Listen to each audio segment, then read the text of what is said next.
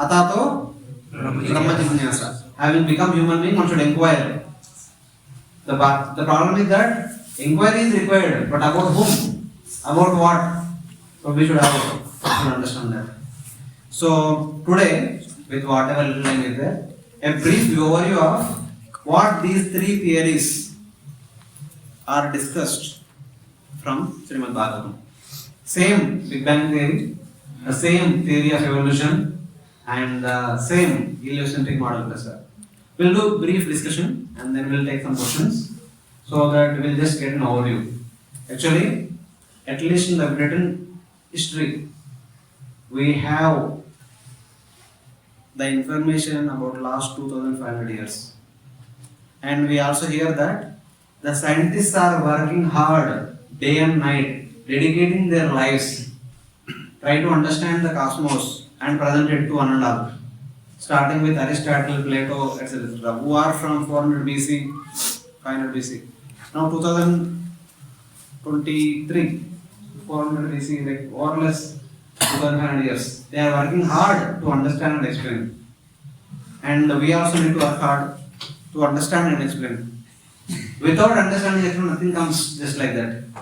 If something comes just like that, it is not of value. It is not of something meaningful. When we get something by working hard, it is meaningful, it is valuable, it will stay with us for the entire life. What comes just like that, goes just like that. It will not stay with us. Can we understand this? If not 2500 years, if not 25 years, if not 2.5 years, at least let us spend, this is what, just to understand, get the basic information about what cosmology is about. We should at least spend 25 quality days, 25 full days dedicated to subject matter to understand. Even that also will give us some basic idea of what is what. So we should be able to take out some time to understand the subject matter thoroughly. That will help us, it will help the people around us. Yesterday, our Prabhu was asking, Vishnu Guru. So he was just asking one small thing. Just to set up the mood, I am just explain this. So why are we not able to establish our correctness, the absolute understanding of Shastra or scientists? So scientists are working from last 2500 years. What they are doing today, it's all based on the research work of 2500 years. And suddenly one of us come, put Tilla Kantemala and Dhoti Gupta and say, these are all bogus. As Prabhu said, quote unquote, Prabhu's language, these are rascals. Prabhupada said from a different point of view. But we are not Prabhupada. He is like a grandfather figure. Out of compassion, he said like that. But we cannot. So I was just mentioning Prabhuji, it's not like that Prabhuji. When we say something, we should say it with complete understanding. From Shastra also, when we say Shastra is right, they are wrong. First of all, we should understand what Shastra is. We ourselves don't know what it is. And we make big claims, big remarks. First of all, we should understand completely. Then we can start explaining in a way they can appreciate it. Then they will come a step forward to understand what Shastra says. Then at the third level, first level they will appreciate, second level they will try to make an endeavor to understand, and third level they will come to the terms of acceptance. What Shastra says, how and why Shastra is talking about the absolute phenomena, not a relative phenomena. So we need to make an endeavor to understand ourselves first before making a remark about others. Whether they are right or wrong, it is none of our business. First of all, we should make ourselves right or wrong. We should understand ourselves right or wrong. We have to understand thoroughly. That should be our job. For that, we need to make small endeavor. So we should be conscious about that. So with this background, we will try to get into the topic. So this is actually summary slides of all the sections. I will briefly go through and then we'll take questions.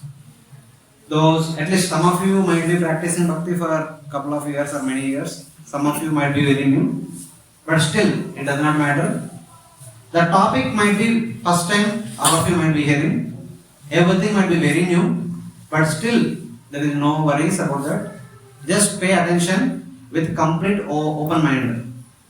Whatever we have understood till now, since childhood, from the school, from our family members, friends and relatives, our elder brothers, etc.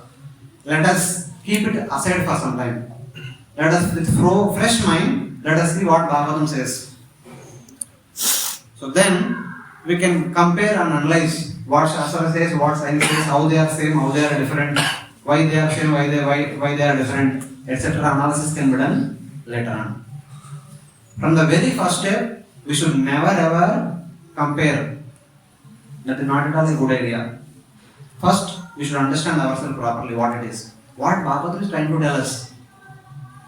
Then we can do further things.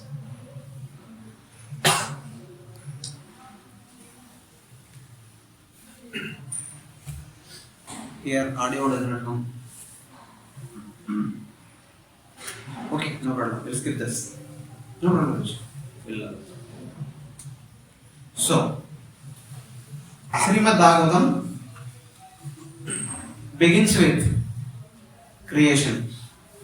Entire universe also begins with creation. First canto is like the preface to a book. Any book, any author compiles, there will be preface. In the preface, the author writes what inspired him to write the book and about whom he is writing the book. For example, if the story or novel, he will talk about, okay, this novel will talk about 10 people. 10 people named as A, B, C, D, E, F, G, H. A means A is this one, A is Raja, B is Brahmana, C is Queen, D is like this. Just introducing them who are there. And he also talks about briefly what is the message he wanted to give through this book. What is that message? He liked it very much and he wanted to present through this book. That is the preface of a book. That is what the first canto does. What inspired Srila Vyasadeva to compile the book? Who are the characters in the book? Parikshit Maharaj, Sukadeva Goswami. What message you want to give through the Bhagavatam? Bhakti and Bhagavatam. So like that. And then the first canto, so in the second canto, the introduction.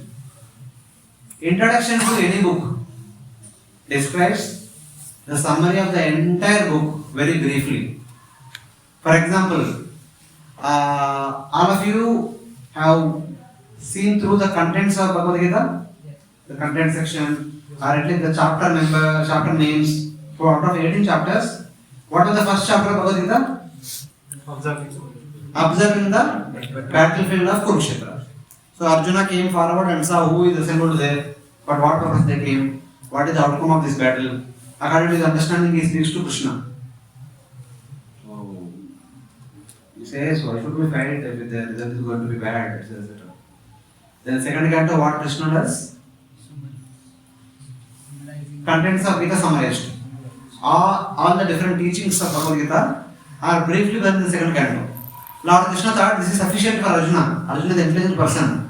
I don't have to speak elaborately. He will understand everything quickly on the fingertips.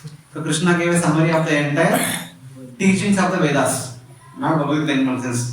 The teachings of all the Vedas, which are in the Upanishad. The essence of all the Upanishads, Krishna presented in the Bhagavad in the means of Gita second chapter.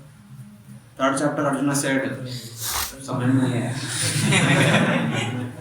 then, whatever he spoke in the second chapter, he elaborates the rest of the Bhagavad Gita.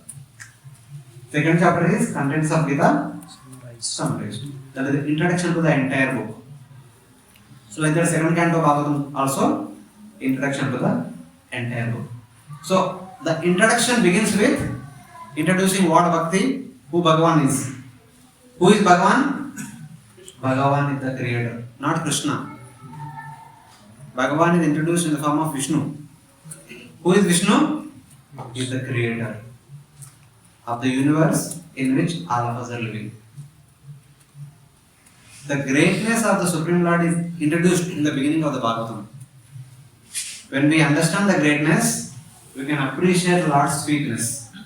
So eventually it culminates in Lord Krishna's pastimes. In the Bhagavatam, Krishna runs in the canto. In the second canto Bhagavatam, at the end of the 7th chapter, Krishna's pastimes are mentioned. Before that, chapter 4, 5, 6 talks about Srishti Lila. 7th chapter in the beginning talks about all the avatars. At the end, it tells about Lord Krishna. So after establishing who Vishnu is, after speaking about the wonderful pastimes of other avatars, then at the end culminates in Krishna. So like that, it should go like that. So since we are living in this world, we should know two things. How this world has been created, and what should be the second question? Who created? No. How includes who created also. How means it has been created from somewhere, from someone that is already mentioned. What should be the second question? Why? Why? Why am I here? That's what I am asking. Why it is created? What is the reason for that question? There will be some purpose. There will be some purpose behind everything. Yes. Because why we are suffering? Why we are suffering in this material world? Yes. What you said is also right from the philosophical point of view. First question is, since we are living in this world, we should know how it is created. Since we are living in this world, we should also know why it is created. Is the world is simply meant for eating, sleeping and merrymaking, or is there some purpose? For the world and for us with the world, is there any purpose? Srimad Bhagavatam says that Buddhindriya Manapranan Jananam Asrujat Prabhu Matrartam cha Bhavartam cha Atmane Kalpanaya cha. This is a shloka comes in 10th canto, somewhere at the end. 87th chapter. Prayers of Vedas personified. Very technical chapter in the entire Krishna book. So it said that the world, what to speak of the world, even our human body, the body of each and every living entity in the entire universe has been endowed with buddhi, intelligence. Indriya, we have 10 senses, 5 knowledge acquiring senses, 5 working senses. Mana, mind. Prana, we have 10 pranas. Prana is basically the breathing. When we breathe, the first prana is about breathing up and down. The second prana is about the movement of the bowels. The third prana is about digestion of the food. So like that. There are 10 pranas which are meant for performing 10 important functions in the body. Buddhindriya, Mana, Pranan and also other things, whatever we have. Janana Mastrujat Prabhu. The world and the human body has been created with all these important things. If a person does not have intelligence, what is called as? Sorry? Mentally retarded person. Without intelligence. He can't understand whatever you say. The small kids with the mental retardation, they can't understand what it is. It's like that. When we don't have our senses properly, we become lame or blind or dumb or deaf. So, like physical disability, mental disability, we have everything intact. So, there should be some purpose for giving all these things to us. That should be understood. The purpose is Matrartamcha. The Jiva comes to this material world for the purpose of enjoying. What Jiva enjoys? All the enjoyment that we can obtain in this material world is nothing but the combination of 5 things. Enjoying sound. You people like music? Either kirtan or before becoming devotees, music outside. Enjoying the sound. Enjoying the touch. Are you happy the winter touch? Are you not feeling some warmth nowadays? You want heater to be there in our rooms and all? The cold touch is so unbearable.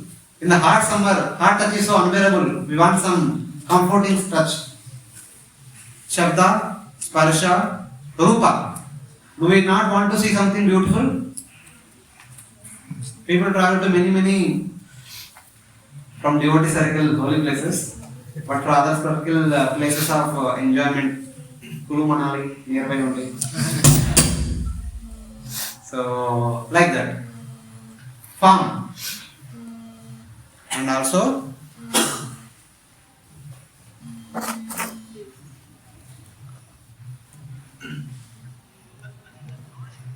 so Shabda, Sparsha, Rupa, Rasa.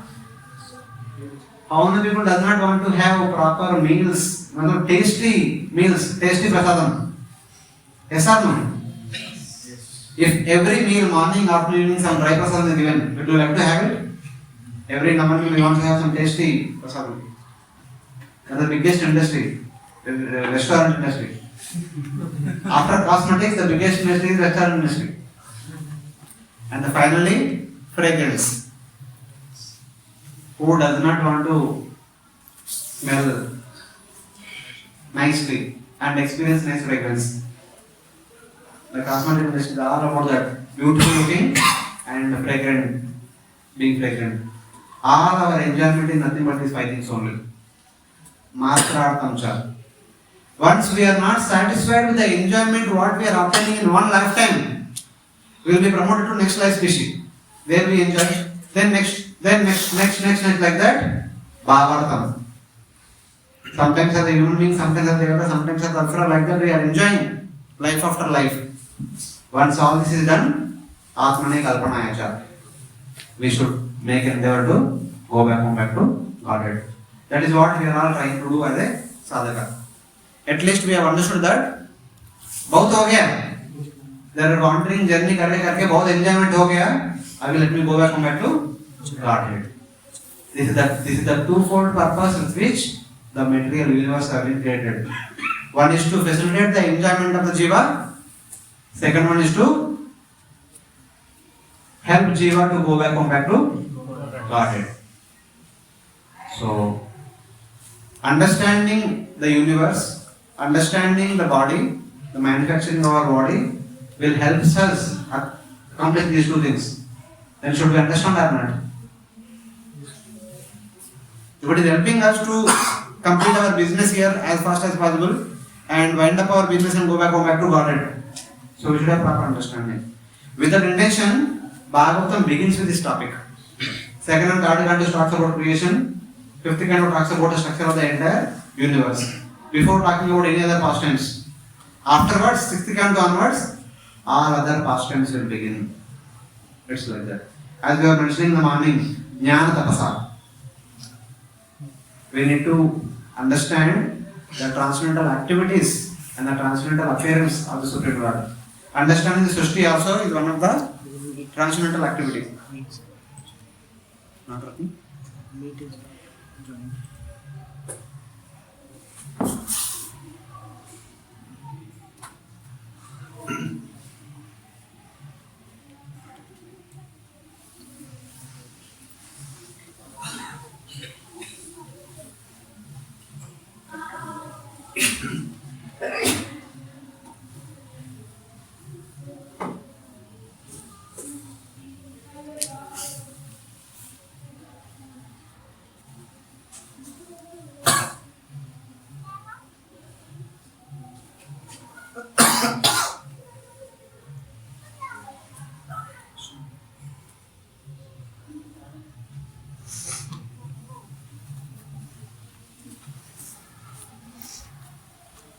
So, for the purpose of material creation, Lord Krishna himself expands as Mahavishnu.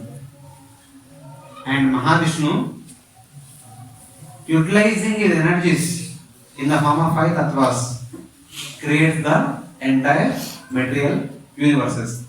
Just remember the names and we will explain what they are. First one is Dravya, second one is Karma, third one is Kala, fourth one is Svabhava, fifth one is Jiva. These five tattvas the Lord uses in order to create unlimited material universes. So Lord Krishna expanded himself as Mahavishnu. So Mahavishnu is sleeping on Viraja Nadi. Some Shastras call it as Virajanadi, some Shastras call it as Karana Sagara. Srila Prabhupada translates as Kadal Ocean. He is in Yoga Nidra in the Kadal Ocean. Then there was a desire to create unlimited material universes. As soon as he wanted to create, from his various skin pores there appears Dravya. In the Bhagavatam it is called Dravya. From our understanding it is Prakriti. The Prakriti made up of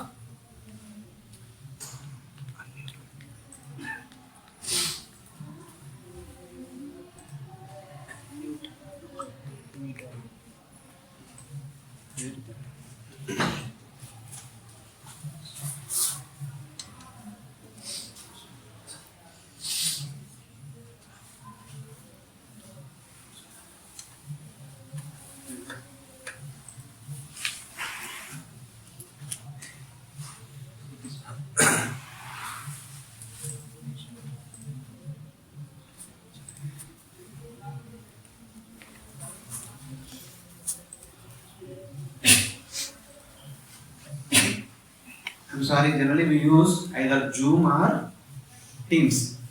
So Google Meet is something new. So regular don't use, so we have some problems. Okay? Yes. So Dravya comes out. Dravya is nothing but the material nature consisting of three modes. Mode of goodness, mode of passion, mode of ignorance. These three in equilibrium state. They are not put into action. They are like simple, they are also sleeping state, etc. Then Mahavishnu glances upon that Prakriti. By glancing, he impregnates Prakriti with Kala Shakti and Jiva Shakti. Kala Shakti is Lord's potency, Jiva Shakti is Lord's Tatastha Shakti. Okay? Every Jiva, that means all of us, have something called as karma and something called as swabhava. Karma is our desire to do particular activities. Swabhava is our individual nature or our individual personality. We have, all of us have individual natures, that is called swabhava. So every jiva is always accompanied with our karma and swabhava. So Jiva enters along with Karma and Swabhava and Kala Shakti enters into the womb of Prakriti. So now, from one understanding there is Prakriti, there is some energy called Prakriti, there is some energy called Kala. The personified form of Prakriti is Durga Devi.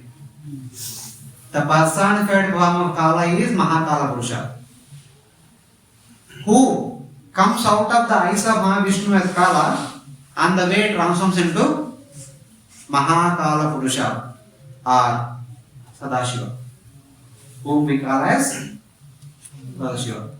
And that Sadashiva interacts with Durga Devi or Prakriti. That interaction leads to the birth of 24 material elements with the three modes getting activated. So Srimad Bhagavatam explains the appearance of the 24 elements with the example of sowing a seed. Taking a seed from the godam is like pradhana coming out of the skin pores of Mahavishnu. Okay? Sowing the seed in the soil is like Mahavishnu glancing upon Prakriti. When we sow the seed is exposed to the soil. Then there is air, temperature, and there is humidity. We put some water also. It is exposed to all these things. Similarly, when Mahavishnu glances upon Pradhana is exposed to time, that is Kala, and Karma and Swabhava. So with the interaction of all these things, very soon in day or two, the seed gives rise to a small sprout. Okay? The seed is Pradhana. The small sprout is Mahatattva. When the mode of goodness becomes activated, something comes out as small sprout, that is called Mahatattva, which eventually transforms into the root of the entire thing. The first sprout later on become the root of the entire tree. That is called Mahatattva. That Mahatattva is there within you and me as Chitta. Our consciousness is the first element that has been created in this material world. And then after some time, there appears Sutra Tattva. That is like the small sapling coming out of the surface of the ground. That is nothing but Mukhya Prana. As soon as the child comes out of the womb, the child does two things. What are the two things?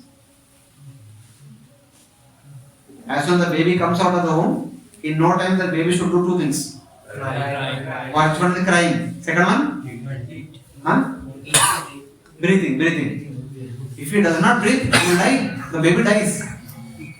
As soon as the child comes out of the womb, the eye cleans the nostril, the base. So child starts crying and starts breathing. If does not breathe, dies. Breathing is what sustains us throughout our existence. When somebody passes away, what do you say in your native language? In your local vernacular language, not English. What do you call?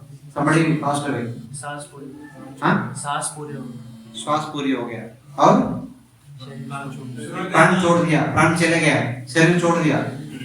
तो प्राण चले गया, प्राण छोड़ दिया, श्वास रुक गया. From the time of birth till the last point we breathe. That is the important thing. That is Sutta Tattva. Sutta Tattva is indicative of Mukhya Prana, the oxygen, with which we remain active, we remain alive and we remain active. That is the period. With the mode of passion becoming active. And then third, the small sapling eventually transforms into the trunk of the tree. Trunk is the Ahankara. It is that if the trunk is strong, only the tree branches expand and everything will be there. Trunk nahi to kuch nahi hoga. When we think ourselves as a human being, then we can do something. I am a human being, I have to go to school, I have to go to college, I have to study this, I have to get married, I have to earn this, I have to do that, and all these things are based on our identity being the human being. If we think ourselves as a horse and then go to office, somebody, when you go to office, somebody says, who are you? We say, I am horse. Then what are you doing here? Go and drive the chariot. That identity plays a prominent role, without which whatever we are doing has no meaning. That is like the trunk of the tree. And from that identity there comes so many branches. The branches are the mind, the devatas, the intelligence, the 10 pranas, the 5 jnanendriyas, 5 karmendriyas, and then the 5 tanmatras, and then 5 panchamahabhutas. The first element comes out of the ahankara in the mode of ignorance is sound. As soon as the sound comes, there should be a via medium for the sound to transmit from one place to another place. For example, for the devotees in the online, they are able to hear my voice through this electronic via medium. All of you here able to hear my sound because there is an ether in between us. As soon as the sound is created, the ether is created. The ether acts like the via medium for the sound. Then there comes touch. The touch is transported through the via medium of air. Whether it is winter or summer, if there is only cold outside, but there is no wind here and there. We don't feel like cold or hot. It is wind which carries that sensation of the coldness or hotness to us. And then there is form. Form can be pursued only in the presence of light. Here fire means any form of light. Either sunlight or moonlight or electricity bulb light. If there is no light, can I see you? Though you are in front of me, can you see me though I am in front of you? There should be some light. Only in the presence of light we can see each other. That is the via medium for the transmission of the form from one place to another place. You may be having a beautiful form, but I can't see if there is no light. So it is like that. And then taste. The food item is tasty. We can only experience the taste only when there is water element in that food. Without adding water, can we cook any food item? Without water element, is there any vegetable or any fruit, any flower? Everything is made up of water only. The water gives us the taste.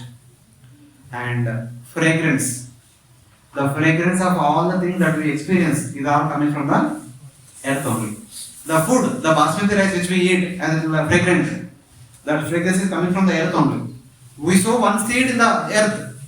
The earth transforms the seed into a big plant. The plant will give us 100 to 200 basmati rice particles. And every rice will have a lot of fragrance. It is coming from the earth only. Every flower has a lot of fragrance. From the flowers only we collect the essence and make scent. Every day morning we offer to the deity. So these are all coming from earth only. So like that, they have all these properties.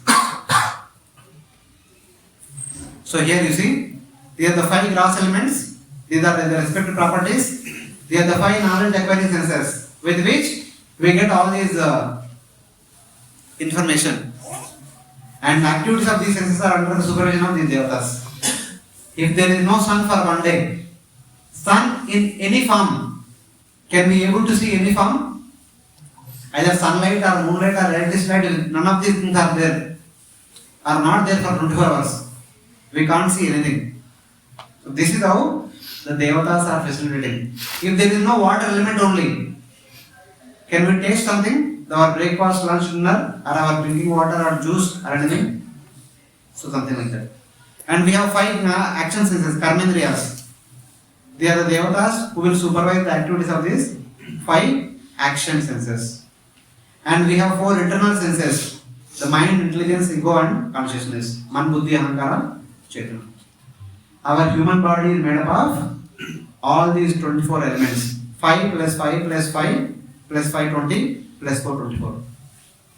What to speak of our human body? The entire universe is also made up of same 24 elements only. So these 24 elements are manifested from Mahavishnu's glancing upon Pradhan. Yeah. Mahavishnu, from the Mahavishnu only Prakriti comes. When he glances, Prakriti gives rise to 24 elements. Man impregnates woman. Woman gives rise to childbirth. Man himself does not give childbirth. Are you getting? So it is like that.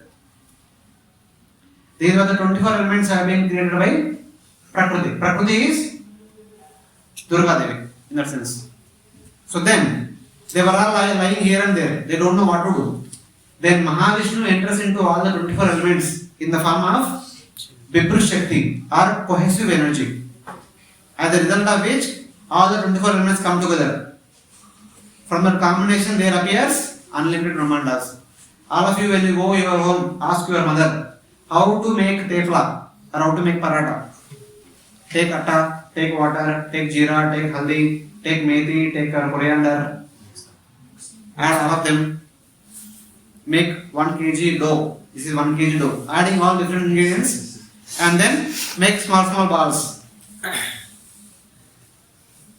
Okay? From that combination appeared infinite number of Brahmandas. All these universes are like Panipuris. Is Panipuri famous here also? Yes. In Maharashtra it is very famous. It is a bar outside, inside everything is empty. So, if not Panipuri, these balls we play with, tennis ball, all these things. Outside there is a covering, inside everything is empty, hollow. That is how the universe has been created. The universe only have outer covering, made up of 7 layers. The layer of earth, water, fire, air, ether, 5 Panchamahabhutas, Ahankara and Mahatattva. The 7 layers. And they are all floating in the Karma ocean. And one side Mahavishnu is floating, other side all the universe are floating. Then they don't know what to do. Then Mahavishnu enters into each and every floating universe. This is the floating universe. This is the golden car is the outer covering. Inside everything is hollow and dark. And this Mahavishnu expands into equal number of Garbhodakshaya Vishnus. One Garbhodakshaya Vishnu enters into one dark universe. He entered into our universe. Everything dark. Having come there, he wanted to take rest. Now also some of you are feeling rest. Still feeling sleepy. So like that. So he wanted to take rest. In order to take rest, he will need a bed. So he creates water that water fills the lower of the universe, the upper half is filled with ether and air. He goes into the water and takes rest. Garbhodaksha has to take rest somewhere in the bottom of the universe, within the waters. Then, in due course of time, he wanted to further the creation. Then he does one thing. He looks into his own abdomen. उनका abdomen के अंदर दृष्टि डालते हैं. Then, from his navel there comes a beautiful lotus, huge lotus, which will have a lotus leaf just above the water, and from the middle of that there is stem, on top of that there is a lotus flower. In South India we have so many Sri Vaishnava temples. Every Sri Vaishnava temple has a pond, lake next to the temple. That is called Pushkarani. In that Pushkarani, lot of lotus flowers will be there, lotus plants. So it is like this. Then, Garbhodaksha Vishnu expands himself as Kshirodaksha Vishnu, enters into that lotus as its Paramatma. The lotus himself is lifeless. He enters into that as its Paramatma. Then the lotus gives birth to Brahma. Brahma appears in the top. And that Brahma making an inquiry. Who am I? मैं कहाँ से आ गया? मैं कौन हूँ? मैं कहाँ से आ गया? ये lotus flower कहाँ से आ गया? As he was inquiring and trying to search out where from he came, he hears two letters, ta, pa, ta, pa. Then he understood I need to perform tapasya. He performed tapasya. As a result of which, he had darshan of Garbhodaksha Vishnu. And he prayed to Garbhodaksha Vishnu. So, my Lord, you have created me, there must be some purpose. So, please tell me what is that purpose, and please empower me to accomplish that purpose. Then Vishnu, Garbhodaksha Vishnu, empowers Brahma by speaking Bhagavatam. He is not empowering him by looking or by Pasasu, not like that. He spoke Bhagavatam to Brahma in 4 shlokas, Shloki Bhagavatam. Hearing Bhagavatam, Brahma is empowered. If at all we want to do anything meaningful in our life, we need empowerment. And we get empowerment by hearing Bhagavatam.